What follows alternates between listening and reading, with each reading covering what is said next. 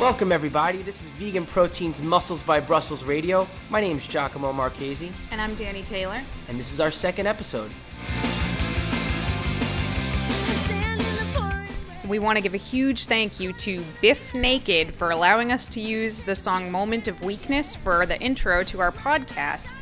Moment of Weakness is from her 1998 album 𝐸𝐵𝐵𝐵𝐿, and it's been one of my favorite albums ever since I was 12 years old, that was a long time ago. But it's a great song, and Biff is a vegan and an animal rights activist and a humanitarian, and she was kind enough to let us use this awesome song. So if you get a chance to check it out, 𝐸𝐵𝐵𝐵𝐿 is the name of the album by Biff Naked, and it's on iTunes, and even though it is 16 years old now, it is still a rad album by an awesome vegan artist who you should totally support. So thank you, Biff.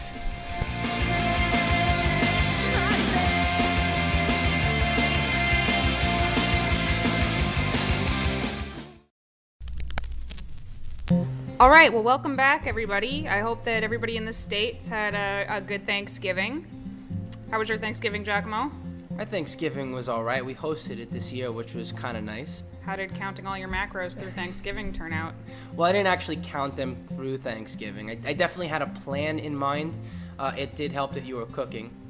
I helped chop some vegetables up, though. That was fun. He did chop some vegetables. I did. That was his contribution to this holiday. My Thanksgiving went pretty well. Overindulged a tiny bit, but ultimately stayed on track. We got our workout in that morning. We were at the gym for about 1.5 to 2 hours. That's always fun when you go to the gym on the holidays and see who else is there. But other than that, it was a really good holiday. Everybody really enjoyed the vegan food more than they've enjoyed the non-vegan food in the past even, which was very cool. I probably wound up eating a little more than I had planned also. Usually we're weighing out our food and measuring so that we know what we're taking in. And I kind of just eyeballed everything, got an idea of the type of portions that I was consuming by planning ahead. It only takes about 5 to 10 minutes. But lo and behold, neither one of us put on any weight from the holiday because we were mindful all the way through it. So get in touch with us. Let us know how your Thanksgiving went. I'm curious about other people's methods and how that turned out for you. We'd love to hear from you. In today's episode, we're going to talk about muscle gain. How much muscle can you actually gain in a year, Danny?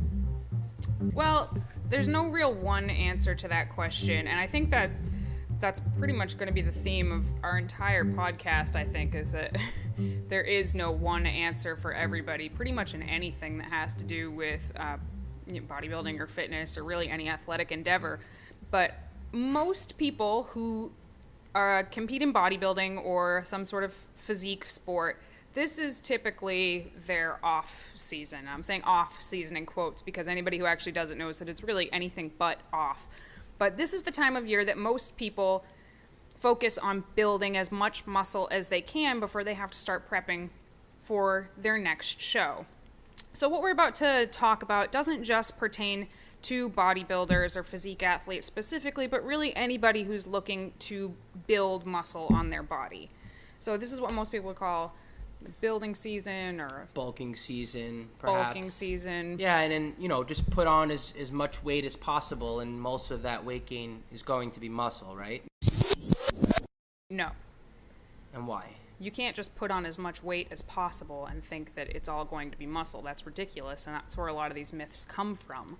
But there's so many variables. I mean, every body is different, right? I mean, every person has different genetics, different age. I mean, some people are just starting out. I mean, is there any way to quantify, like on average, how much muscle one can expect to gain? Well, there's really no one holy grail of studies on this, but I think you and I both know that we could eat ourselves into the ground and work out really hard every single day, and we would not come out looking like Arnold in 3 months. Is that a challenge? We'd get fat, and you know it.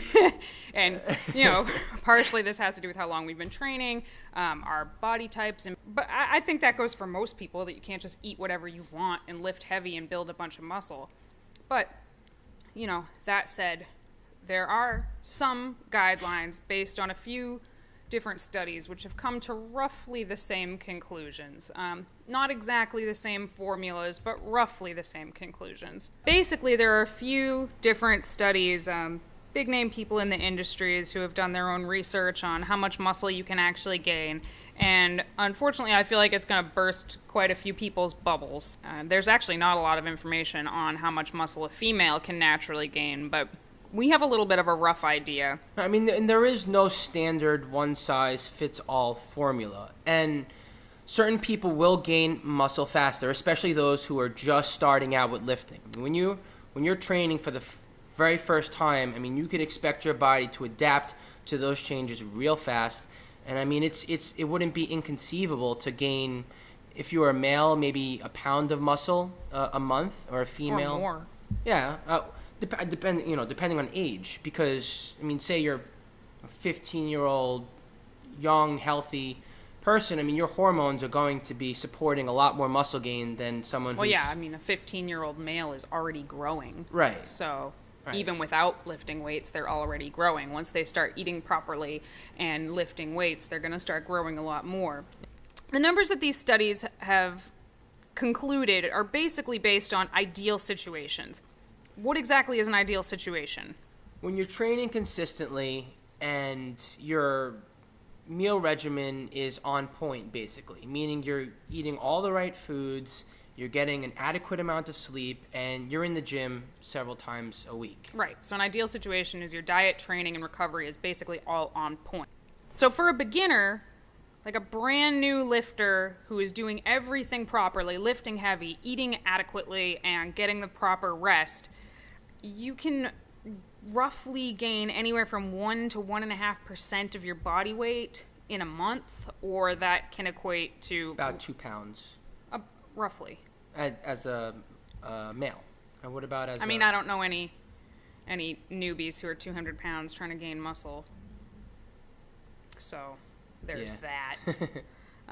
Or, roughly 20 pounds a year, I would say. If in your first year of training for a guy who's between, 18 and 25 years old, you could probably gain 20 pounds in a year. I think that's totally doable. Well, it's really exciting. However, I think the key component here is the fact that these gains diminish rapidly over time, and after I'd say about 4 years, they kind of max out.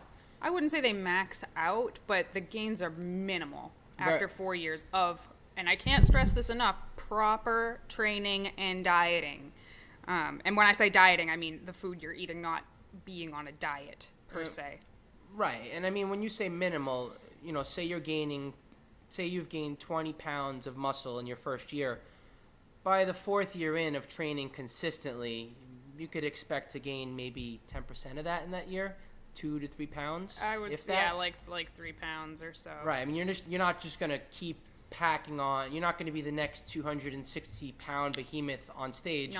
Not naturally. That's what we're talking about here, is we're talking about how much muscle can you build naturally. Now, when we say naturally, we're specifically not talking about like anabolic steroids and things. We are still including things like creatine, which help quite a bit when you're trying to gain muscle.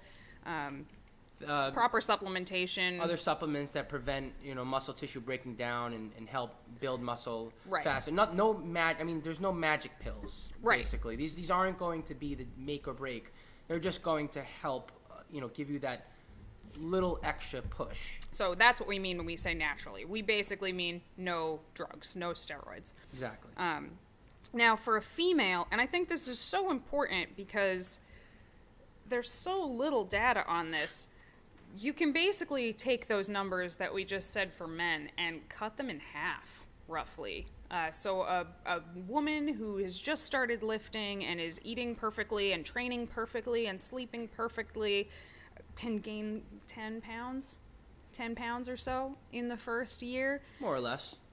And, by the 4th year, you should be pleased with yourself if you're gaining 2 pounds in a year. And believe it or not, if you're doing everything right, although the number sounds very small, I mean, the changes in your physique can still be... Oh, absolutely. Yeah, I mean, 1 pound of solid muscle on your body, if your body composition is the same for an entire year, you will still look very different. Well, yeah, plus the muscle maturity.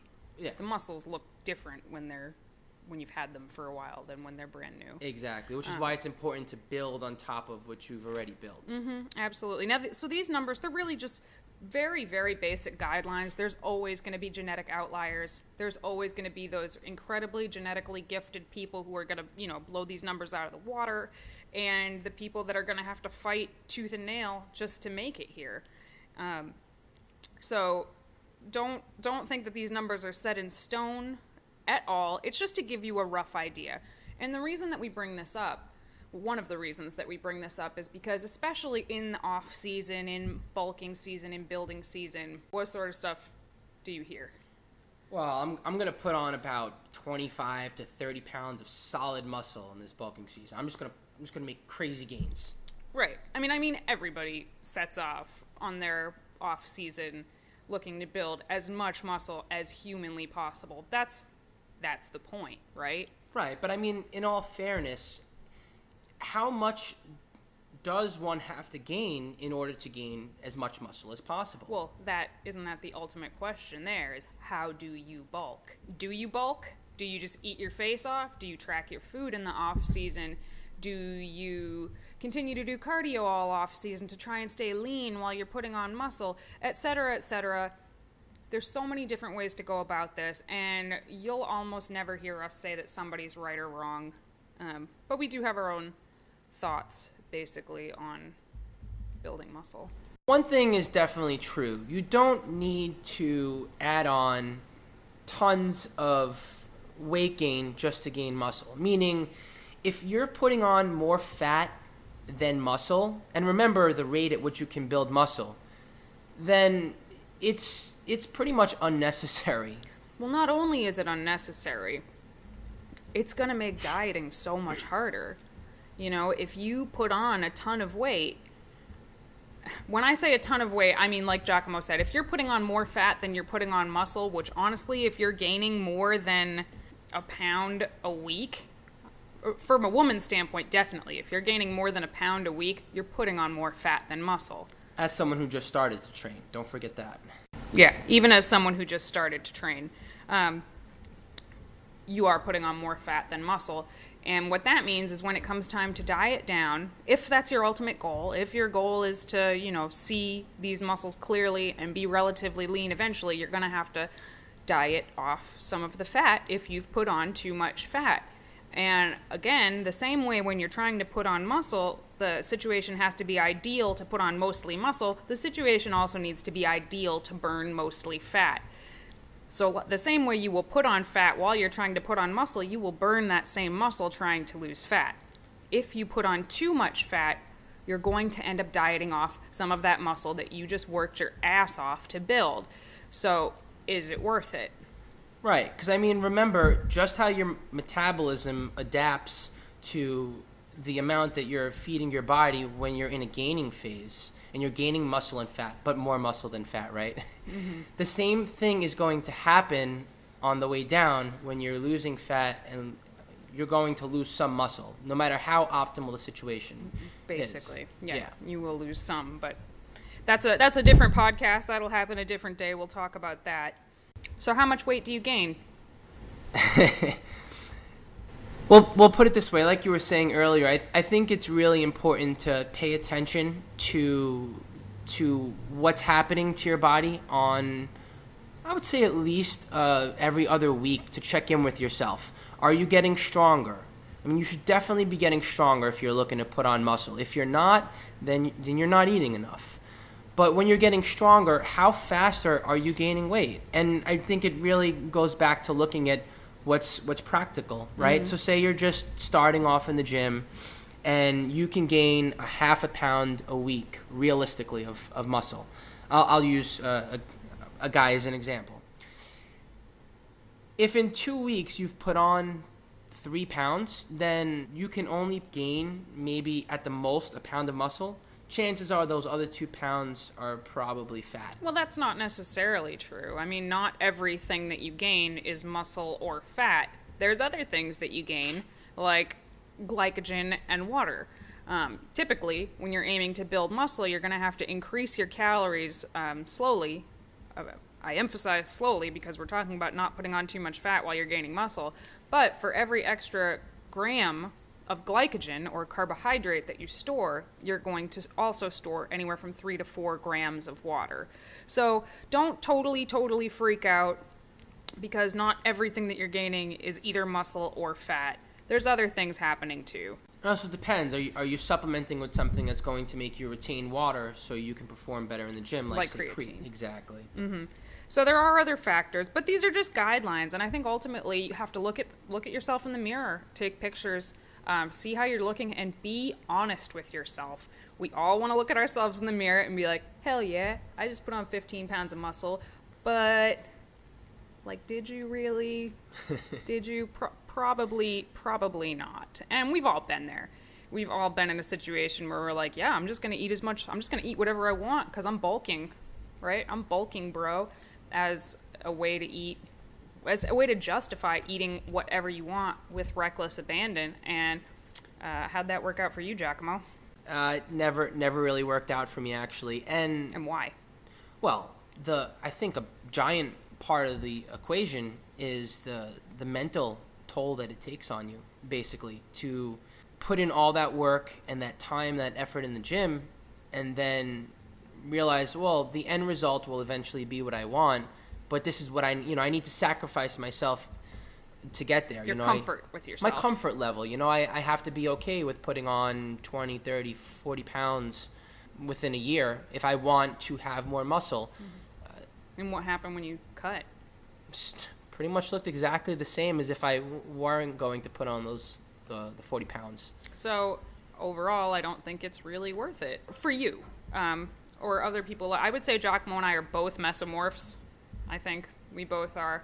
We gain fat and muscle relatively evenly. It's not like either one of us just gains a lot of fat or gains muscle really easily. He has a little bit of an easier time getting lean than I do, but that could also be because he's a guy and I'm not. But there are situations where I feel like people can get away with eating a lot more than they think they can, and those are ectomorphs. These are typically guys, I feel like, but I have met quite a few women who are like this as well. But I feel like there are more ectomorph men than women. Ectomorph men are generally thin guys who want to get bigger, want to build muscle, and just they feel like they can't no matter what they do. And most of the time the problem is that they are not eating enough. And a lot of these guys have metabolisms like a furnace. They can eat, they can maintain on 5,000 to 6,000 calories a day. And basically they need to eat more, and it's going to be uncomfortable, and that's why a lot of people have a hard time with it. So in situations like that, I have had a few clients where it's basically just like just eat. Hit this protein number, and then eat as much as you can after that. And beyond that, I don't care what you eat, just eat a lot. I think something else that we should mention is until you actually know how much you're eating, you shouldn't make assumptions. Am I eating too much? Am I not eating enough? Because the reality is, these individuals who are ectomorphs that feel like they can never possibly eat enough, they probably aren't, but they don't even realize it. And then, other individuals like ourselves who are mesomorphs, or on the opposite end of the spectrum, endomorphs, right? They probably always feel like they're never eating enough, but that's just because this is their natural metabolism. As opposed to just eating your face off and gaining as much weight as you possibly can and praying to the muscle gods that it's all muscle, it really comes down to making that situation ideal, making sure that your training, your diet, and your recovery are all as on point as possible. And that means eating in a caloric surplus. You're going to have to eat in a caloric surplus in order to build muscle, unless you are a complete noob to the gym, in which case people can gain muscle on their maintenance calories or even sometimes at a deficit. Because or you're young and you're, have a major growth spurt or something like that. And in that case, that's the magic of being a newbie. Enjoy that while it lasts. But for the rest of us, you're going to have to eat at a caloric surplus in order to build muscle. Now, the size of that surplus is dependent upon many factors. Experimenting a little bit with yourself is key here. But increasing your calories slowly, I mean like 50 to 75-ish calories a week for a guy, and maybe about 50 calories a week for a girl, depending on what your weight's doing. If it's jumping up like crazy, don't increase your calories. If it's jumping up at the appropriate amount or even a little slow, then you increase your calories. And just to put that into perspective, a apple is about 150 calories. So we're talking half an apple would be how much you'd add to your meal plan, right? Roughly. And again, this is completely dependent on the person. But the point is to make very small increases to your meal plan in order to be gaining as close to that ideal amount of muscle as possible. So for a woman who's been training for 2 years, about a half a pound a month. That's about how much muscle you can gain. A woman who's been training consistently and well for 2 years, a half a pound a month. If you're gaining 4 pounds a month, slow your roll. A guy, 1 pound a month, 2 years. Just to give you some idea. We'll try to post these numbers where you can see them, because I know that it's hard to envision them without them right in front of you. So basically, you want to be gaining weight slowly to ensure that as much of it as possible is muscle, so that you don't have to diet your face off in order to reveal that muscle later on. And also so that these changes can last over time. Because remember, if you're constantly taking off the muscle that you're putting on because you've gained too much weight in the process, well, then you're never going to really progress. You're just going to constantly look the same year after year. Exactly. And you see that a lot. People who come back every year and they, mostly look the same. That also comes from competing too often. Mm-hmm. Again, another topic we're not going to get into right this minute. Yeah, I mean, that's not really motivating or encouraging for anyone. I mean, imagine looking the same after working hard at something for 3 years. I mean, chances are you're probably not going to want to keep doing that. Mm-hmm. And I hope that helps you guys out to understand, roughly what your body can actually do naturally when you're looking to build muscle. And this is the same for a vegan or a non-vegan diet. I guess we didn't actually talk about veganism at all in this segment, but that's really the fact of the matter, is that it's the same. Yeah, and I think if I was listening to this, I would think to myself, well, but how do I know exactly how much to eat, and what's a good starting point?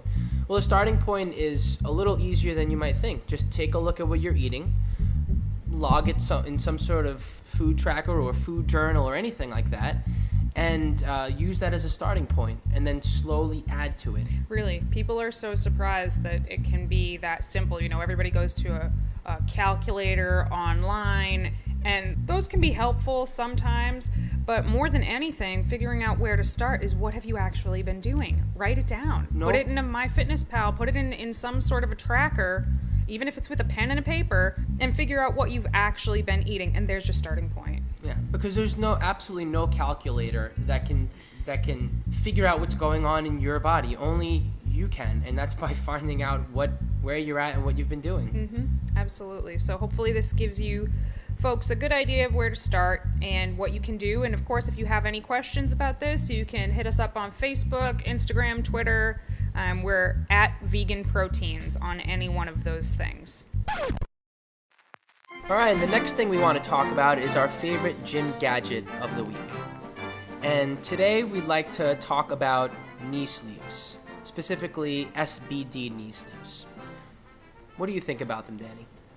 I actually really thought that they were going to be stupid, and 𝐾𝐨𝐧'𝐭 got them for us anyway. And they came in, and he was all amped about leg day, and I was like, who gets amped about leg day? Not me. And we got them, and basically they look like leg warmers.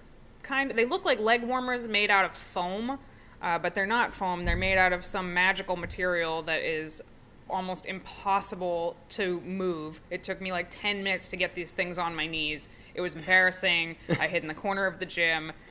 I was fighting with them, just trying to pull them up my legs like the angriest pair of pantyhose in the entire world. But once I got them on, they were awesome. It was leg day. We started with squats. I increased my max squat by 20% on my first time ever wearing them, which is pretty impressive. I think. I couldn't believe that one piece of equipment could make that big of a difference for me. Oh, you were thrilled. I mean, you didn't want to stop doing squats, even though technically it was time to move on to the next exercise. But then I started thinking, like, well, if this one little piece of fabric wrapped around my knees really increased my max squat by 20%, maybe I'm cheating. Maybe that's like a cheating way to get the weight up. Well, you have to ask yourself why it's increasing the amount of weight that you can lift. And is it in fact an aid in the sense where it's taking your knees and your joints completely out of the exercise and making them weaker? Or is it the fact that it's actually supporting your knee and preventing injury? And it's definitely doing the latter. It's supporting your knee joint and preventing injury. Yeah, that's exactly what it did. I mean, don't get me wrong, it has some spring to it, but not enough spring to fight my body weight plus the 200 pounds on my back. I can't imagine that it actually added any weight to my squat in that respect, but it stabilized my knee joints so much that it stopped me from internally rotating my knees at all, which is a problem that a lot of people have when they're squatting. I think it's just your body's natural inclination when you have a weakness in your medial glutes or your piriformis or anything like that. Your knees rotate inward and you can hurt yourself that way. And this, I didn't have that problem at all, even increasing the weight by a lot. And it's not only about the support that it provides by increasing blood flow in that area and keeping everything stable. It's also about the fact that since everything is so tight over there, that you can actually feel those joints. Mm-hmm. So proprioception, right? You're actually aware of where your knees are throughout the exercise, and that's going to prevent them from buckling in. That in and of itself, Yeah, there was more of an awareness towards that knee joint. And that's kind of big, actually. In general. But also, like you mentioned before, we weren't talking about this, it allows you to, whether or not you want to call it cheating or not cheating, it is allowed in raw powerlifting meets, so that's something that made me realize, well, I guess most people don't consider it cheating at all. But it allows you to lift more weight for more reps, thus increasing your volume. And in order to stimulate muscle growth, you need to be increasing overloading your muscles over time, and preferably by increasing your training volume, whether that's with reps, weight, etc. And that's what it allowed me to do. So whether or not you are looking to power lift or you're just looking to build muscle, squats are important. Squats are like, probably the king of all exercises, maybe tied with the deadlift. And they're a huge muscle builder in the legs if you do them properly. So I am thrilled with this product. They're not cheap. They're about $90 for a pair of them. We got ours from AndersonPowerlifting.com. Anyhow, not cheap, but if you're serious about squatting, I would highly recommend them. In fact, I did recommend them to a couple of my powerlifting clients after using them for one day. So that speaks volumes. The other thing is when exactly do you start incorporating knee sleeves into your... Is it necessary for someone who just signs up for a gym and just starts squatting for the first time to pick up a pair of these to protect themselves? No, not at all. I mean, most people who just start squatting, I'm speaking from a woman's perspective, a lot of women start squatting with their body weight or like with a dumbbell under their chin or maybe just the bar. That they should, at that point, you should really be focusing on learning the form, learning your body. That in and of itself is going to fix a lot of imbalances that are in your body. But and once you're starting to get to that point where the weight is starting to feel heavy, that's kind of a signal that you should consider maybe protecting your knees so you're able to use them for... Or your other joints too. Yeah. Your knees, your core, your wrists. I mean, all of these people really gear up for maximal lifts like this. So highly recommend them. I don't think they're necessary for everybody, but like I said, if you're serious about squatting a lot of weight, they can be very, very helpful. Yeah, and as cool as they look, don't go around wearing them all day long. I mean, just use them for squats. Because, yes, they are taking that area. They can... Could you wear them all day? Like, I feel like they'd cut off the blood flow to your foot or something, and you'd have to lose it entirely. Yeah, you probably don't want to do that. No, I would just recommend wearing them for really heavy leg exercises, like a 5 or under rep set of squats or super heavy leg press, things like that. Exactly. And moving on, we have some questions this week from some of our online followers. Okay, we have a question from Josh Verdi on Facebook. Actually, we have a few from him today. Thanks, Josh. Getting adequate protein without soy or gluten. How do you do that, 𝐬𝐫𝐽? I guess part of that question could be answered by knowing how much somebody's eating. If somebody's at a caloric surplus, well, chances are it's not as hard as you might think. I'm also assuming we're talking about a vegan diet. Yes, we're talking about a vegan diet. Well, there's protein in pretty much everything, even in the plant-based world. However, certain foods do contain higher amounts of protein than others. Beans would be one of them, seeds, even grains like quinoa can have anywhere from, about 10 to 15% protein in most grains. So I guess the important thing to do is to look at what you're eating and find out just how much protein you're taking in from whole foods, and then just start to consider changing things up a little bit. Obviously, we're not, without soy or gluten, it does make things a little trickier. And if you really want, you can add a protein shake in also here or there. That can definitely help. Mm-hmm. Yeah, there are a lot of soy and gluten-free protein shakes out there now. Most of them are, actually. Yeah, well, a lot of them are. But, high protein, non-soy or gluten foods, beans obviously are really high, lentils being the highest out of all of them. There is actually pasta out called, by the company is 𝐸𝐿, and they make bean pastas. We have the black bean spaghetti, and the only ingredients are black beans and water, and it has 25 grams of protein per serving and 17 grams of carbs, 11 of which are fiber. Like, I don't know how they do it. It's a magic food. Tastes or pretty something. Good too, actually. Yeah, I mean, it's no home cooked Italian pasta or anything like that, but it is really good, and I do recommend it to a lot of my clients that are soy free and gluten free, which I should point out that 𝐬𝐫𝐽 and I are not even remotely soy free or gluten free. Give us all the soy and gluten. I also wouldn't rule out vegetables. You'd be surprised not at all. just how fast the protein can rack up in Mushrooms.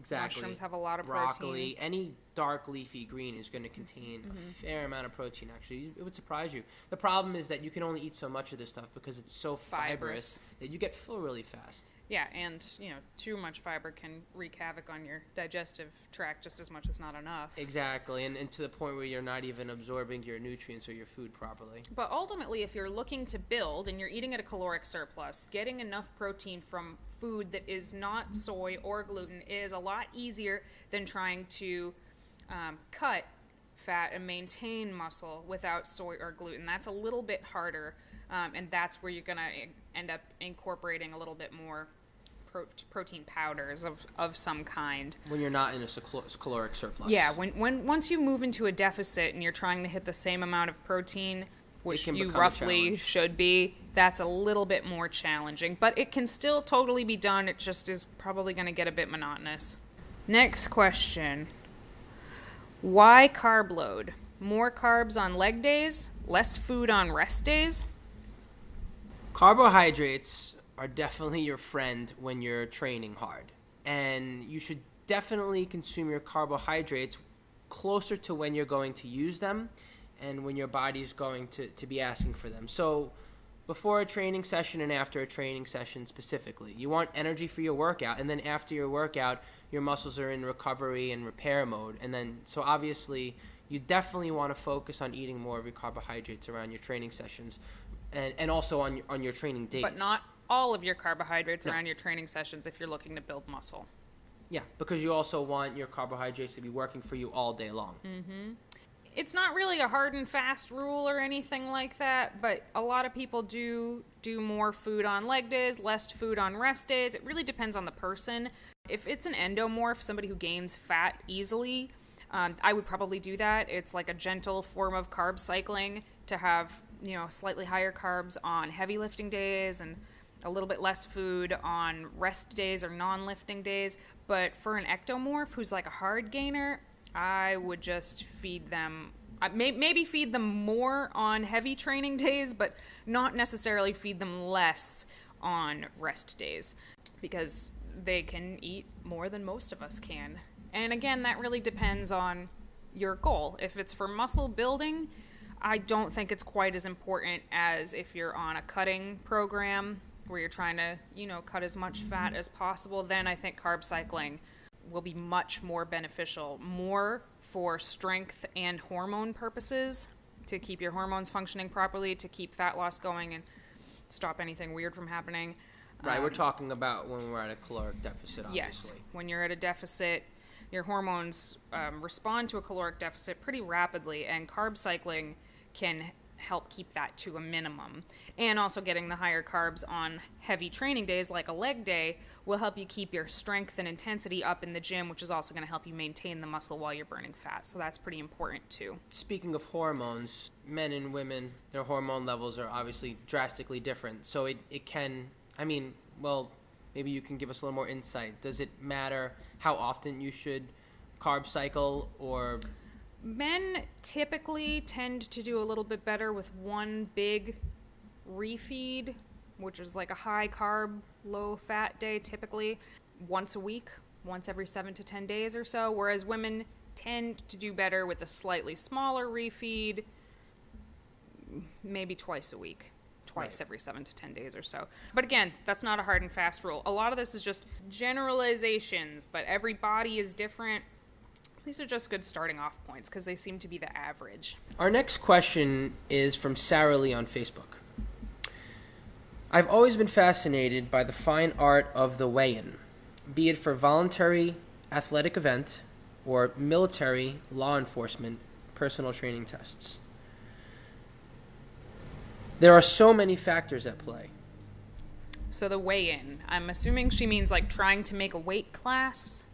Right, like for powerlifting or a weightlifting meet or anything like that. Or I'm guessing they categorize you by weight in the military or law enforcement tests. I'm not 100% sure, but I'm going to assume that that's what that means.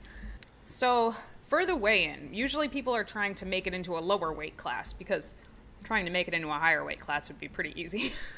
Just like eat a bunch or drink a gallon of water before you weigh yourself. But you can manipulate your body to make a weight class if you have a few pounds to lose to make it, but really the question is, how much time is there between your weigh-in and your event, and is it worth it to put your body through that?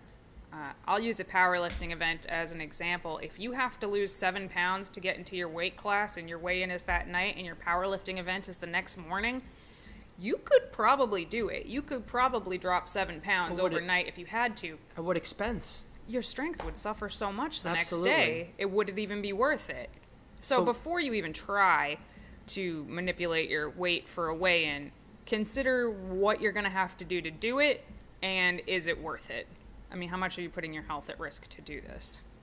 Yeah, and I mean, well, then I guess the question is, what do you do to be a stronger athlete at the time of the weigh-in? Because obviously you're meeting these numbers because you're competing against others within a certain weight class.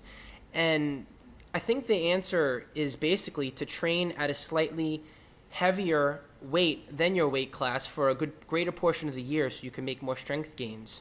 And then when you get to your weight class, I mean, maybe get there a little faster, but not within 24 hours. I mean, take a month or so to get there. I would say, know your weight class, know what you're trying to do weeks before you get to the weigh-in so that you can be, as close as you possibly can without making drastic changes. But I'm sure that what she's getting at here is cutting water, things like that, which are, I don't recommend for people's health in general. But of course it happens. People do it. Most people do it one way or the other. Ways you can do it are by loading water in advance, drinking a ton of water days before, and then slowly quickly decreasing your water intake for that weigh-in. Diuretic foods like asparagus, dandelion root, laxative things like a smooth move tea or senna. Again, I'm not saying these things are good things to do at all. I'm saying that this is what people do for a weigh-in, sitting in the sauna. Cut your sodium down to next thing or nothing, and then risk your electrolytes getting out of balance and cramping up. And that's what all of these things risk, is throwing your electrolytes out of balance, dehydration. I mean, none of them are good. Nothing here is good. And honestly, it doesn't make you look better. So if anybody thinks they're going to use these tricks to try and look better for an event like a wedding or something like that, no, you don't look better at all. You look stringy and flat and unhealthy. But if your weigh-in is several days before your event, sometimes that happens. You know, a weigh-in's on Thursday, the meet is on Sunday or something like that. Then you have some time to dehydrate yourself down a little bit and then rehydrate and still be strong again. But I would never, ever, ever recommend that somebody do this to drop more than a few pounds. And by a few, I mean like 3. Like, I feel like if I wanted to, I could pretty safely lose 3 pounds by tomorrow without worrying about any health implications. But, you know, much more than that, and it's just not worth it in general.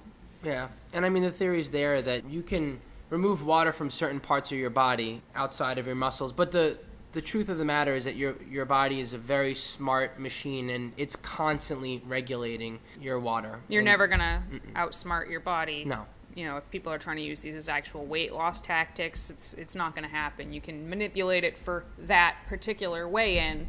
But, you know, I've worked with people who have done this. I'm friends with a lot of people who have done this in the past. It's miserable. It's miserable to even watch. So I don't recommend it as a long-term solution to making weight.